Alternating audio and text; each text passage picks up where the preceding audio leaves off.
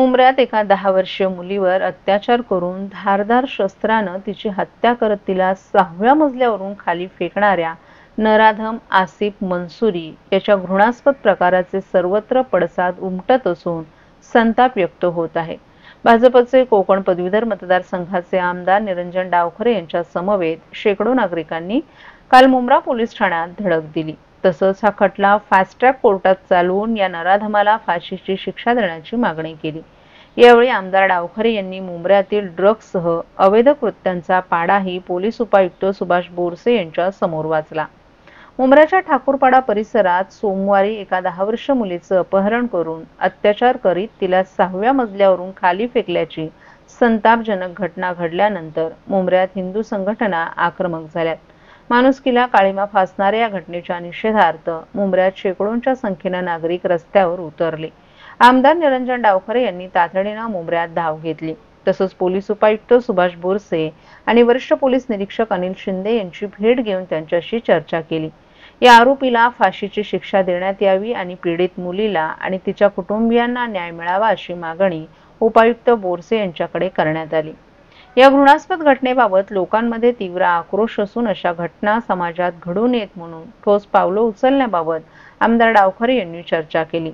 तसंच जनभावनेचा आदर करत अशा प्रकारच्या घटना भविष्यात पुन्हा घडू नयेत याकरिता आरोपीवर कठोरात कठोर कारवाई करण्यासह आरोपीला फाशीची शिक्षा देण्याची मागणी आमदार डावखरे यांनी उपायुक्त सुभाष बोरसे यांच्याकडे केली आहे। यावेळी ठाणे जिल्हा भाजप सरचिटणीस कुणाल पाटील, मनोहर सुखदरे, भाजप महिला मोर्चाच्या ठाणे अध्यक्षा स्नेहा पाटील, नाग्या तांबोळे आदींसह भाजपच्या महिला कार्यकर्त्या आणि मुंब्र्यातील रहिवासी मोठ्या संख्येने उपस्थित होते। बोरसे साहेबांची भेट घेतली आणि याच्यामध्ये कालपासून सातत्याने ही मागणी आमच्या सगळ्यांची आणि सर्व लोकांची आहे की याच्यामध्ये कडक शासन या आरोपीवर झालं पाहिजे, जेणेकरून याच्या पद्धतीची अशा प्रकारची कुठलीही घटना होता कामा नये। लोकांना याच्यामधनं एक चांगला संदेश गेला पाहिजे आणि DCPनी आम्हाला आश्वासित केलेलं आहे याच्यामध्ये त्यांनी कठोरमधली कठोर जी कारवाई होऊ शकते त्याच्या संदर्भातली सेक्शन्स या इकडे टाकलेले आहेत। जनभावना जी आहे त्याच्यामध्ये समोर जो त्याच्यामध्ये दोषी आहे त्याच्यावरती फाशीची कारवाई झाली पाहिजे हीच मागणी आमच्या सगळ्यांची आहे। तर या संदर्भात आपण माहिती घेतलेली आहे, मुख्यमंत्र्यांशी आपण बोलणार का, ते गृहमंत्री देखील आहेत। ज्या पद्धतीनं बदलापूरची घटना घडली, त्यानंतर इथली घटना घडली, मुलीची निर्गुण हत्या केलेली, बलात्कार करून हे प्रकार कुठेतरी थांबायला नाही पाहिजेत आणि यासाठी काय चर्चा करणार आहात? निश्चितपणे हे अशा प्रकारची घटना ही कोणालाही मान्य नाही आणि अशा प्रकारच्या घटना या निश्चितपणे थांबल्याच पाहिजेत। शासन अजून कडक होऊन याच्यावरती कारवाई जास्तीत जास्त प्रमाणात आपण ज्या वेळेस आरोप्यांवरती कारवाई होते त्यावेळेस निश्चितच एक संदेश याच्यामधनं आपण द्यायचं काम केलं पाहिजे आणि मला पूर्ण विश्वास आहे की याच्यामध्ये कडक कारवाई केल्यानंतर आपल्याला एक चांगला संदेश समाजामध्ये देता येईल। सर, या ठिकाणी घटना घडली त्यासोबत नागरिकांनी आरोप केला की या भागामध्ये खूप मोठ्या प्रमाणात नशा विक्री केले जाते, त्यामुळे याच्यावर मोर्चे देखील झाले। नाही, याच्यामध्ये आम्ही अजून एक गोष्ट प्रशासनाच्या पोलीस प्रशासनाच्या नजरेत आणून दिली आहे की इकडे अनेक पॉईंट्स असे आहेत की याच्यामध्ये काही चुकीचे या इकडे कामं चालतात, ड्रग्सच्या संदर्भातलं असेल किंवा नार्कोटिक्सच्या संदर्भातलं असेल, याच्यामधले काही पॉईंट्स आमच्याही कार्यकर्त्यांनी या इकडे पोलिसांच्या निदर्शनास आणून दिलेत। याच्यावरती कडक कारवाई होणं गरजेचं आहे, त्या दृष्टिकोनाने कारवाई होईल। सर, आपल्या कार्यकर्त्यांनी सर याच्या आधी पण निवेदन दिले, मात्र पोलीस त्यावर ॲक्शन घेत नाही असं सुद्धा कार्यकर्त्यांना आणि बऱ्याच पक्षांच्या असतील किंवा इथले नागरिक येत आहेत त्यांची मागणी आहे की एक तर फाशी व्हावी नाहीतर आमच्या ताब्यात द्या।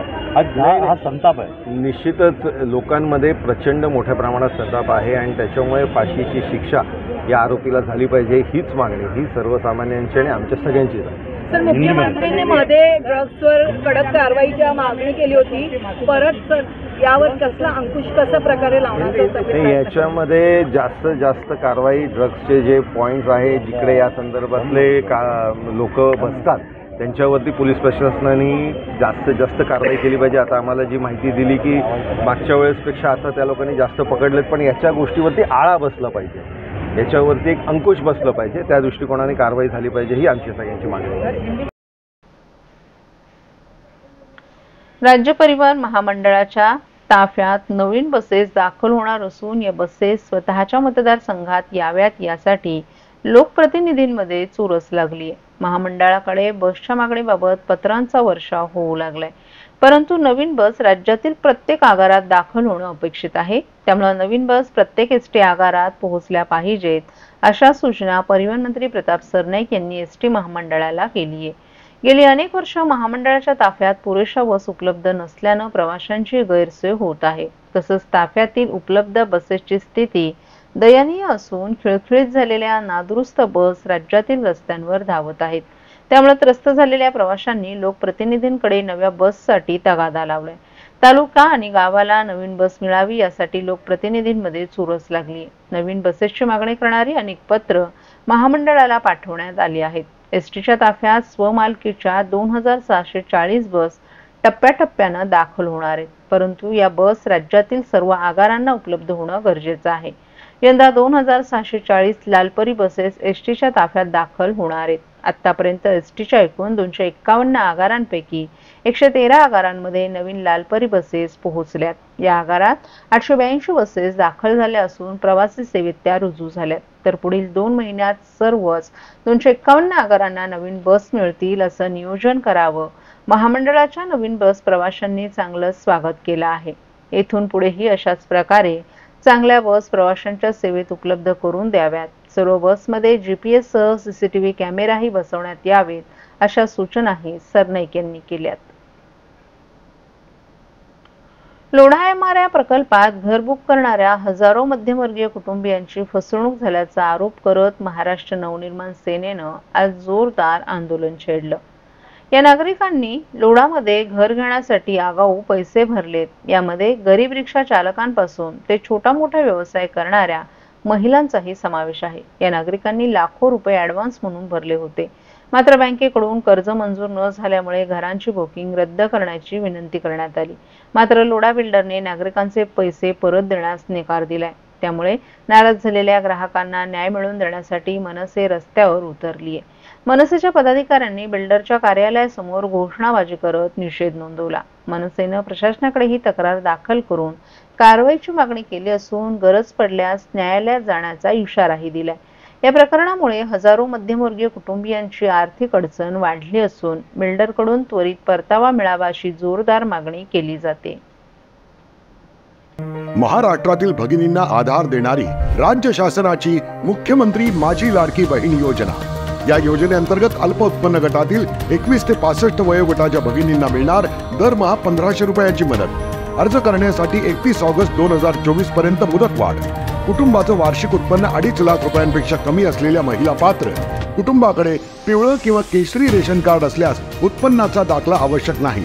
पांढरं रेशन कार्ड असेल किंवा रेशन कार्ड नसेल तर कुटुंबाचं वार्षिक उत्पन्न 2.5 लाखांपेक्षा कमी असल्याचा दाखला आवश्यक. योजनेसाठीचा ऑनलाईन अर्ज नारी शक्ती दूत ॲपवरून किंवा पोर्टलवर भरता येईल. ज्या भगिनींना ऑनलाईन अर्ज भरता येत नसेल त्यांच्यासाठी अंगणवाडी, ग्रामपंचायत, वॉर्ड ऑफिस, सेतू सुविधा केंद्रामध्ये किंवा आशाताई बचत गटाच्या CRP यांची मदत उपलब्ध. आता आपल्याला अभिमानानं म्हणता येईल, सुखी आणि सुरक्षित आहे माझी लाडकी बहीण.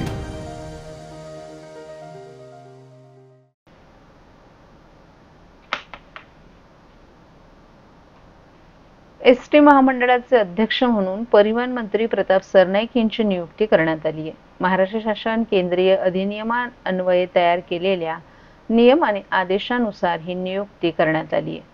1960 मध्ये महाराष्ट्र राज्य मार्ग परिवहन महामंडळाची अर्थात एसटी महामंडळाची स्थापना करण्यात आली. श्री र. गो. सरैया हे महामंडळाचे पहिले अध्यक्ष होते. त्यानंतर अनेक महत्त्वाच्या व्यक्तींनी एसटी महामंडळाचे अध्यक्षपद भूषवले. प्रताप सरनाईक हे एसटी महामंडळाचे 26वे अध्यक्ष असणार आहेत. महाराष्ट्राच्या सर्वसामान्य जनतेची लोकवाहिनी असलेल्या एसटीला भविष्यात आर्थिकदृष्ट्या सक्षम करून एक चांगली दर्जेदार परिवहन सेवा निर्माण करण्यासाठी आपण कटिबद्ध आहोत असं प्रतिपादन यावेळी परिवहन मंत्री प्रताप सरनाईक यांनी व्यक्त केले. तसंच आपल्याला या पदावर नियुक्त करून महाराष्ट्राच्या सर्वसामान्य जनतेची सेवा करण्याची संधी दिल्याबद्दल राज्याचे मुख्यमंत्री देवेंद्र फडणवीस तसेच उपमुख्यमंत्री एकनाथ शिंदे आणि अजित पवार यांचं त्यांनी आभार मानलेत.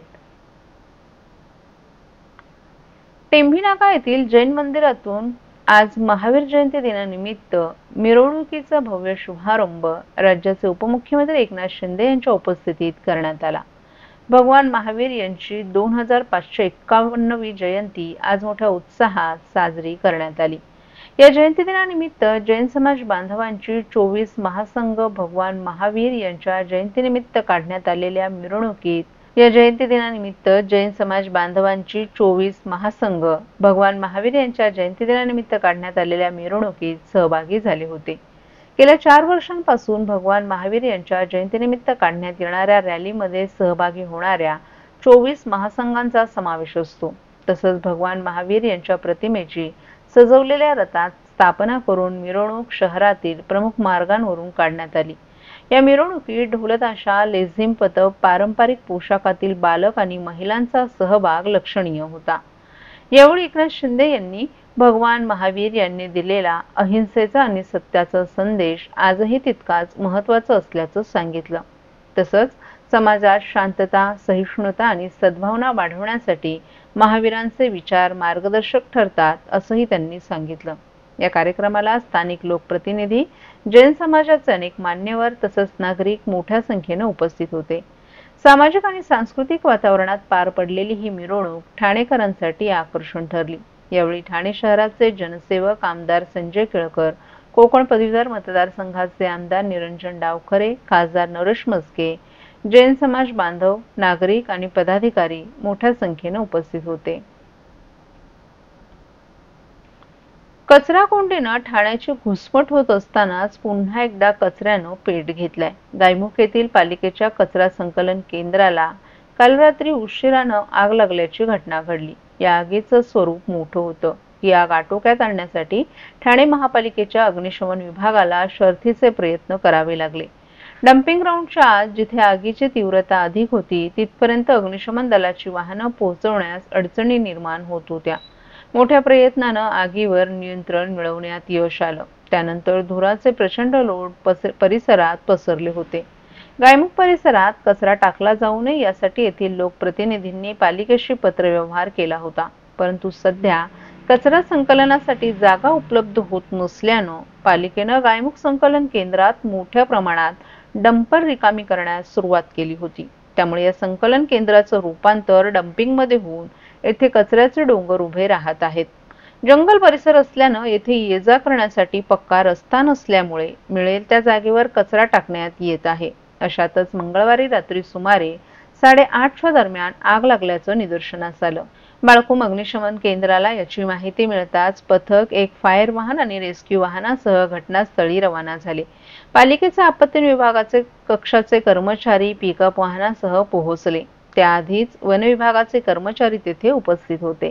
डम्पिंग ग्राउंडच्या आतील भागात आग लागल्यानं तिथं वाहनं पोहोचवण्यास अडचणी निर्माण झाल्या। ही आग आटोक्यात आणण्याचे प्रयत्न केले असले तरी अजूनही आग पूर्णपणे नियंत्रण मिळवण्यात अपयश आल्याचं कळत होतं। दरम्यान या सर्व प्रकारामुळे डम्पिंग परिसरात प्रचंड धुराचे लोट पसरले होते।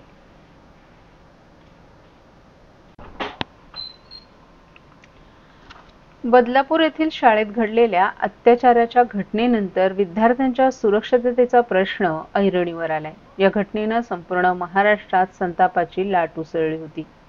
त्यामुळे अशा वाढत्या गुन्ह्यांना आळा बसावा, गुन्ह्यांची उकल तात्काळ व्हावी आणि विद्यार्थ्यांच्या सुरक्षेला प्राधान्य मिळावं यासाठी ठाणे महापालिका प्रशासनानं महत्त्वाचं पाऊल उचललंय। ठाणे महापालिकेच्या 124 शाळांवर सीसीटीव्हीद्वारे वॉच ठेवण्यात येणार असून यासाठी तब्बल 2,96 लाखांचा खर्च पालिका करणार आहे। दरम्यान एकाच वेळी 28,000 विद्यार्थ्यांवर लक्ष ठेवण्यात येणार आहे। गेल्या काही वर्षात विद्यार्थ्यांना मारहाण, विद्यार्थ्यांसोबत अश्लील चाळे, चिमुरड्या मुलींचा विनयभंग आणि अत्याचाराच्या घटना शाळेतच घडू लागल्यानं पालक आणि विद्यार्थ्यांमध्ये भीतीचं वातावरण पसरले।